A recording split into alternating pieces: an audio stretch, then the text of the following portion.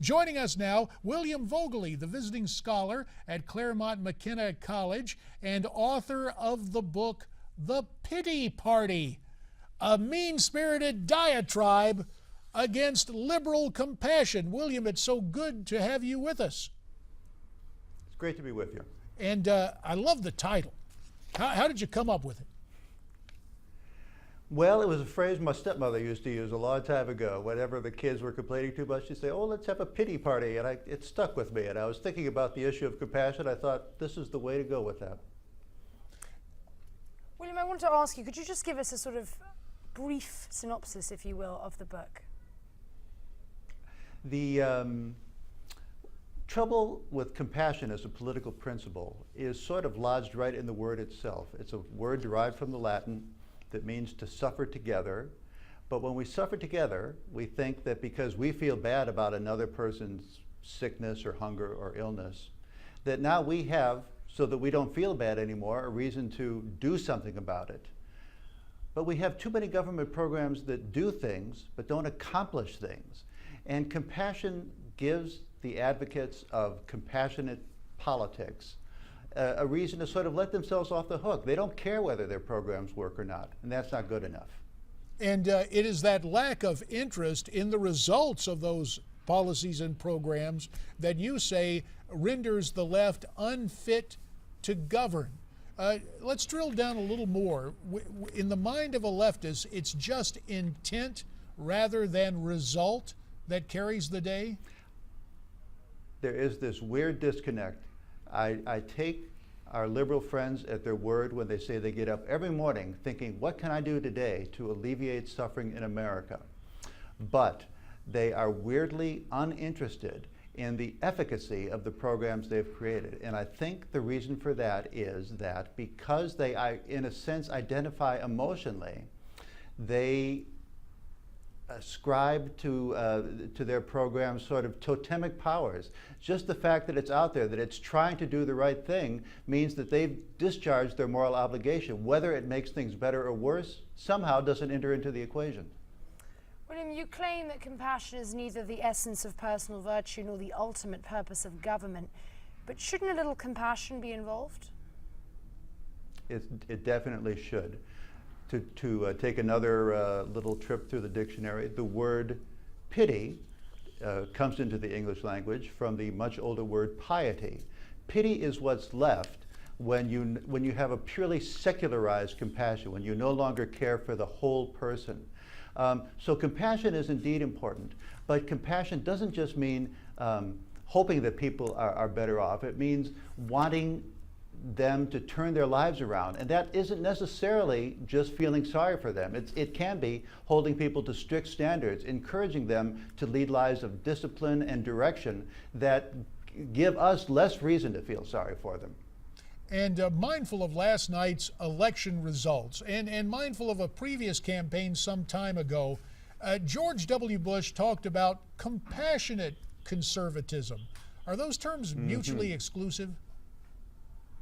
They are not. I think the George Bush idea of compassionate conservatism developed in his presidential campaign in 1999 and 2000 was, for better or worse, never really fleshed out. There were good ideas there. I think he and I would agree on this question of treating the whole person and not simply alleviating suffering the way you do for people who are not moral agents. The problem with compassionate conservatism is it was never clear how the government, the federal government especially, were supposed to be solid agents for turning people's lives around. I think that's a societal responsibility, but not necessarily a governmental one. And we really get down to the essence here, William. Are we going to see a rebirth of true charity? Because about the midpoint of the 20th century, it's as if the federal government usurped the legitimate role of charity to the point where charities in the United States actually look for taxpayer grants or monies appropriated back to them. Yeah, that's right. I think there is I hate to predict the future, but I think there is a real possibility that people are going to be more engaged with their families, their communities, their cities, and will work from the inside out rather than the outside in. The idea that you send all this money to Washington, it sends us back to us, and then we commence to do charitable things is, I think, practically unworkable and morally unattractive. William Voegeli, the author of the book The Pity Party, a mean-spirited diatribe against liberal compassion. Tongue firmly planted in cheek with that subtitle. William Voegeli, we thank you for your time. Good luck with the book. Look forward to having you back here on America's Forum. Thank you, Congressman. So, take a look at that book. Books, movies, pop culture, and a little history thrown in now.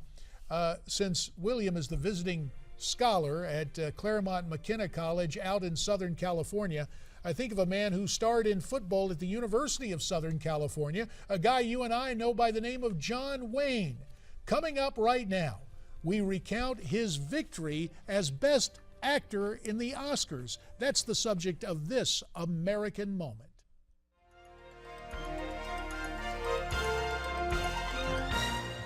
It was a night filled with stars as Hollywood came out in strength to honor its own at the 42nd Academy Awards. Nominated for Best Actor that year were Dustin Hoffman, Jon Voight, Richard Burton, Peter O'Toole, and John Wayne. Born Marion Morrison in Winterset, Iowa, even at birth, the future movie icon was breaking records, weighing in at 13 pounds. After graduating from USC on a football scholarship, this young man became an aspiring actor, changed his name to John Wayne, and the rest became box office history. A veteran of some 150 films, Wayne received his first Best Actor Award nomination in 1939 for his role in The Sands of Iwo Jima. It would take more than 3 decades later, until April 7, 1970, before the Academy honored him once again. But this time, he won the Best Actor Award for his role as a one-eyed sheriff in True Grit. I've said it before, and I'll say it again. I think this is a great country. Actress Maureen O'Hara, when asked to describe her friend, summed up the man best with 3 words: John Wayne, American.